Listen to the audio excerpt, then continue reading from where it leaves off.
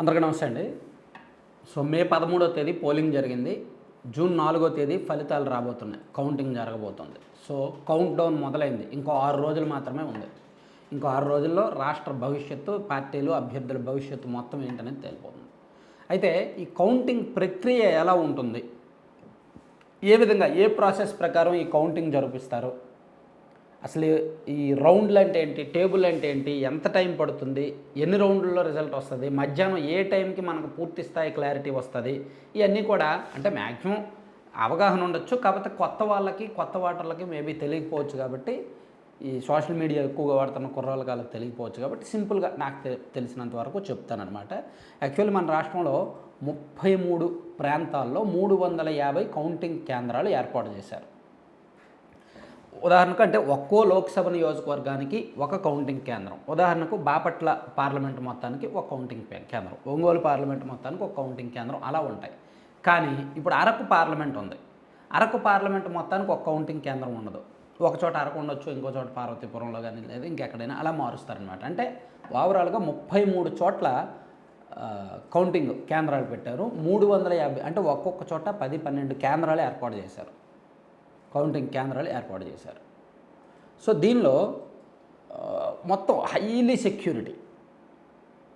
ఈవీఎంలు ఓపెన్ చేయకముందు వాళ్ళు ఏమేమి రూల్స్ పాటించాలి, ఈవీఎంలు ఎలా షిఫ్ట్ చేయాలి, ఏ విధంగా ఓపెన్ చేయాలి, ఓపెన్ చేసినప్పుడు ఎదురుగా ఏజెంట్లు, మైక్రో అబ్జర్వర్ల సంతకాలు తీసుకోవడం, ఇలా ఫుల్ సెక్యూరిటీ పూర్తిగా యాజ్ పర్ నామ్స్ వెళ్తుంది అనమాట ప్రక్రియ.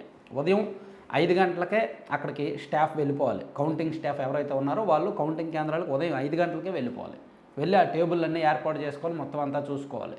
అలాగే ఈ కౌంటింగ్ ఏజెంట్లు ఉంటారు కదా, పార్టీల అభ్యర్థులు ఏర్పాటు చేసుకున్న ఏజెంట్లు, మైక్రో అబ్జర్వర్లు వీళ్ళందరూ కూడా చేరుకుంటారు. సో అటువైపు ఫెన్సింగ్ ఉంటుంది. ఫెన్సింగ్కి అటువైపు ఏమో అధికారులు, లెక్కింపు సిబ్బంది ఉంటారు. ఇటువైపు ఏమో ఈ పార్టీల ఏజెంట్లు ఉంటారనమాట. సో వీళ్ళు చూస్తుండగానే వాళ్ళు లెక్కింపు అంతా కూడా అవుద్ది. 8 గంటలకు పోస్టల్ బ్యాలెట్ ఓటింగు లెక్కిస్తారు. 8 నుంచి 8:30 వరకు ఈసీ ఇచ్చిన టైం. ఒకవేళ 8:30కు పూర్తి అవ్వకపోతే పోస్టల్ బ్యాలెట్లు లెక్కిస్తూనే ఒకవైపు ఈవీఎంలు కూడా ఓపెన్ చేస్తారు. అంటే 8:30 కల్లా ఈవీఎంస్ కౌంటింగ్ స్టార్ట్ అవ్వాలి ఈసీ చెప్పిన లెక్క ప్రకారం. సో 8 నుంచి 8:30 కల్లా పోస్టల్ బ్యాలెట్లు మ్యాక్సిమం పూర్తయిపోయే అవకాశం ఉంది. పోస్టల్ బ్యాలెట్లు లెక్కింపు పూర్తయిన వెంటనే అది కౌంటింగ్ ఏజెంట్లకు చూపించి ఎవరెవరికి ఎన్ని ఓట్లు వచ్చాయో చూపించి అధికారికంగా ప్రకటించేస్తారు.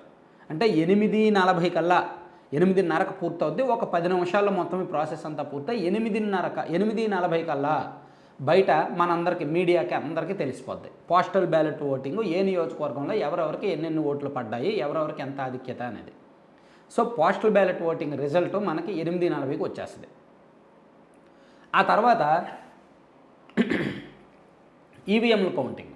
సో ఈవీఎం తీసుకొచ్చి దాని మీద సీల్, గ్రీన్ పేపర్ సీల్ ఒకటి ఉంటుంది. ఆ సీల్ జాగ్రత్తగా ఉందో లేదో మొత్తం చూసుకోవాలి. ఆ సీల్ అంతా ఉంది, పకడ్బందీగా ఉంది అనుకుంటే ఆ సీల్ వీళ్ళకి ఏజెంట్లకు చూపించి వాళ్ళు ఎదురుగానే ఓపెన్ చేస్తారు. ఓపెన్ చేసిన తర్వాత రిజల్ట్స్ అనే బటన్ ప్రెస్ చేస్తారు ఈవీఎంల మీద. సో దీనికోసం ఒక్కో నియోజకవర్గానికి సుమారుగా 14 టేబుళ్ళు ఉంటాయి.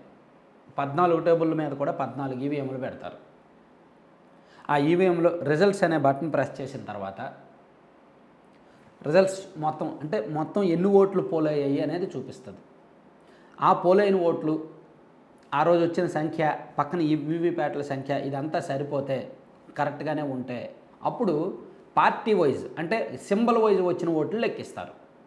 లెక్కించి ఆ పేపర్ రాసుకుంటారు. రాసుకొని ఎదురుగా ఉన్న ఏజెంట్లకు చూపిస్తారు, ఇదిగో ఈవీఎం ఇది లెక్క అని. సో ఇట్లా వాళ్ళు చూపించిన తర్వాత ఏజెంట్లు అందరూ సరిచూసుకున్న తర్వాత, ఒప్పుకున్న తర్వాత ఏదో ఒక పోలింగ్ కేంద్రంలో వీవీప్యాట్లు కూడా సరిపోల్చుకోవాలి. ఇప్పుడు ఈవీఎంలో ఫర్ ఎగ్జాంపుల్ ఒక నియోజకవర్గంలో 89వ నెంబర్ పోలింగ్ బూత్ ఉంది. ఆ పోలింగ్ బూత్లో ఈవీఎంలో వచ్చిన ఓట్లు 1200 ఓట్లు పోలయ్యాయి అనుకుందాం. ఆ 1200లో ఒక పార్టీకి 650, ఇంకో పార్టీకి 550 పోలయ్యాయి అనుకుందాం. ఒక పార్టీకి 650, ఇంకొక పార్టీకి 550 పోలయ్యాయి ఈవీఎం లెక్క. సో అప్పుడు అదే పోలింగ్ బూత్లో వీవీప్యాట్ స్లిప్పులు కూడా లెక్క పెడతారు. సేమ్ అదే రిజల్ట్ ఉండాలి. ఆ వీవీప్యాట్ స్లిప్పులు ఏ పోలింగ్ బూత్ లెక్కించాలి అనేది అప్పుడు లాటరీ ద్వారా ఎంపిక చేస్తారు. ఆ లాటరీ ద్వారా ఎంపిక చేసి ఏ పోలింగ్ బూత్ వీవీప్యాట్ స్లిప్పులు అయితే లెక్కిస్తారో దానికి తగ్గట్టు ఈవీఎంను కూడా సరిపోలుస్తారు. 2 సరిచూస్తారు. 2 కరెక్ట్గా టాలీ అయితే ఆ ఏజెంట్ల సంతకం, మైక్రో అబ్జర్వర్ సంతకం తీసుకొని ఆర్ఓకి చూపించి ఆర్ఓ సంతకం తీసుకొని ఫైనల్గా ఆర్ఓ ద్వారా రిజల్ట్స్ డిక్లేర్ చేస్తారు. ఇది రౌండ్ నెంబర్ 1. అంటే ఒక రౌండ్లో ఒక్కో టేబుల్ మీద ఒక ఈవీఎం లెక్కించి, ఈవీఎం ఓట్లు లెక్కించి అక్కడ వచ్చిన వీవీప్యాట్ స్లిప్పులతో సరిపోల్చుకొని, వీవీప్యాట్లు అన్నీ లెక్కేయరు, ఏదో ఒక్క వీవీప్యాట్ స్లిప్పులు మాత్రమే లెక్కేస్తారు. అదంతా సరిపోయిన తర్వాత ఏజెంట్ల సంతకం అన్నీ తీసుకున్న తర్వాత లెక్కేస్తారు. అంటే ఒక రౌండ్కి సుమారుగా ఈ 14 టేబుల్ల మీద కలిపి 15,000 నుంచి 16,000 ఓట్లు లెక్కించే అవకాశం ఉంది ఒక్కో రౌండ్కి.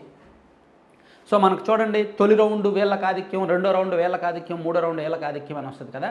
అది ఇది ఈ విధంగా అంటే ఒక రౌండ్కి సుమారుగా 15 నుంచి 16,000 ఓట్లు లెక్కింపు పూర్తవుద్ది. ఇలా ఆ నియోజకవర్గంలో పోలైన ఓట్లను బట్టి రౌండ్లు నిర్ణయిస్తారు. కొన్ని నియోజకవర్గాల్లో 15 రౌండ్లకే రిజల్ట్ వచ్చేస్తుంది, కొన్ని నియోజకవర్గాల్లో 17 రౌండ్లో 18 రౌండ్లో రిజల్ట్ టైం పడుతుంది. ఇప్పుడు భీమిలి నియోజకవర్గం ఉంది, 3,30,000 ఓట్లు, కాబట్టి దానికి ఎక్కువ టైం పడుతుంది, దాదాపుగా 18 రౌండ్లు ఉంటుంది.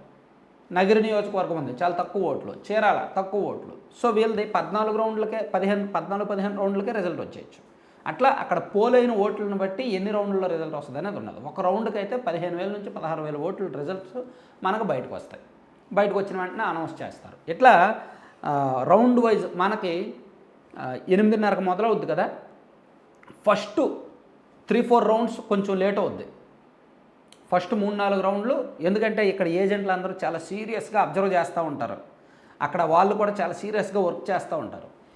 12 అయ్యేసరికి 11:30, 12 అయ్యేసరికి ఒక వేవ్ తెలిసిపోద్ది వాళ్ళకి, అక్కడ కూర్చున్న ఏజెంట్కి తెలిసిపోద్ది. కొంచెం టైట్ ఉందనుకోండి, ఇద్దరు సీరియస్గా ఉంటారు. ఆ 11:30 అయ్యేసరికి ఒక 4-5 రౌండ్లు అవుద్ది. 4-5 రౌండ్లు అంటే సుమారుగా ఒక 70,000, 80,000 ఓట్లు రిజల్ట్ తెలిసిపోద్ది. తెలిసిన తర్వాత ఎవరిది గెలుపు ఎవరిది ఓటమి అనేది తెలిసిపోద్ది. తెలిసిన తర్వాత ఓడిపోయిన వాళ్ళు కాస్త డేలా పడిపోయి లైట్ తీసుకుంటారు, సర్లే పోయినట్టేలా కానీ అని. కానీ టైట్ ఉందనుకోండి, ఇద్దరికి హోరాహోరీగా ఉందనుకోండి, ఇద్దరు సీరియస్గా చూస్తారు, ఇద్దరు అబ్జర్వ్ చేస్తారు. సో అందుకే మనకు చూస్తే 11:30, 12 వరకు కౌంటింగ్ కాస్త స్లో అవుద్ది. 12 తర్వాత ఒక ట్రెండ్ డిసైడ్ అయిపోయిన తర్వాత, అంటే నియోజకవర్గాల వారీగా ఏ నియోజకవర్గంలో ఎవరు అనే ట్రెండ్ డిసైడ్ అయిన తర్వాత, ఏజెంట్లు కాస్త డల్ అయిపోయిన తర్వాత వాళ్ళు అధికారులు కూడా స్పీడప్ చేసేస్తారు. కౌంటింగ్ అంతా స్పీడప్ అయిపోద్ది. ఈవీఎం ఓపెన్ చేయడం, రిజల్ట్స్ నొక్కడం, రాసుకోవడం, అనౌన్స్ చేసేయడం చాలా స్పీడ్గా అవుద్ది. అందుకే మనకు ఎప్పుడైనా కౌంటింగ్ రోజు తొలి ఫలితం, మొదటి 3-4 రౌండ్ల ఫలితం రావడానికి లేట్ అవుద్ది. ఆ తర్వాత చాలా స్పీడ్గా వచ్చేస్తాయి. సో ఓవరాల్గా చెప్పుకోవాలంటే మధ్యాహ్నం 12 గంటలకల్లా ట్రెండ్ అర్థమైపోద్ది. రాష్ట్ర వ్యాప్తంగా ఏ పార్టీకి అవకాశం ఉంది, ఏ పార్టీకి ఎన్ని సీట్లు వచ్చే అవకాశం ఉందనే ట్రెండ్ మనకి మధ్యాహ్నం 12 గంటలకు అర్థమైపోద్ది. ఆ తర్వాత కూడా కౌంటింగ్ ప్రక్రియ జరుగుద్ది. పూర్తవ్వడానికి కొన్ని నియోజకవర్గాలకు రాత్రి వరకు పట్టవచ్చు, సాయంత్రం 6 అవ్వచ్చు, 7 అవ్వచ్చు కొన్ని నియోజకవర్గాలు మధ్యాహ్నం 12 గంటకే తేలిపోవచ్చు కాక, అట్లా ఉంటాయన్నమాట. సో ఓవరాల్గా అదే రోజు కౌంటింగ్ అంతా పూర్తయిన తర్వాత, అన్ని ఈవీఎంలు లెక్కించిన తర్వాత అక్కడ ఆర్ఓ చేత ఒక సంతకం చేయించి అక్కడ అభ్యర్థులకు ధృవీకరణ పత్రం ఇస్తారు. ఇదిగో యూఆర్ ఎలక్టెడ్ యాజ్ ఎమ్మెల్యే, ఈరోజు జరిగిన ఓటింగ్ సో పోలింగ్లో మీకు ఇన్ని ఓట్లు వచ్చాయి, మీరు ఇంత ఆధిక్యతతో మీరు గెలిచారని చెప్పి ఒక విజేతకు నియామక పత్రం ఇస్తారు. ఆర్ఓనే సంతకం చేసి ఇస్తారనమాట, అభ్యర్థులకు ఇస్తారు. అది పట్టుకున్న తర్వాత వాళ్ళు ఎమ్మెల్యేలుగా నెక్స్ట్ ప్రమాణ స్వీకారం చేయడం ఇదంతా జరుగుద్ది. సో ఇది కౌంటింగ్ ప్రక్రియకి సంబంధించి చాలా సింపుల్గా అర్థమైనట్టు చెప్పానని అనుకుంటున్నా. సో మన రాష్ట్రంలో 12 గంటలకి 4వ తేదీ మధ్యాహ్నం 12 గంటలకి వేవ్ వస్తుంది, ఒక ట్రెండ్ వస్తుంది. 3:30-4 కల్లా దాదాపుగా 99% యాక్యురేట్ రిజల్ట్ వచ్చేస్తుంది. Thank you.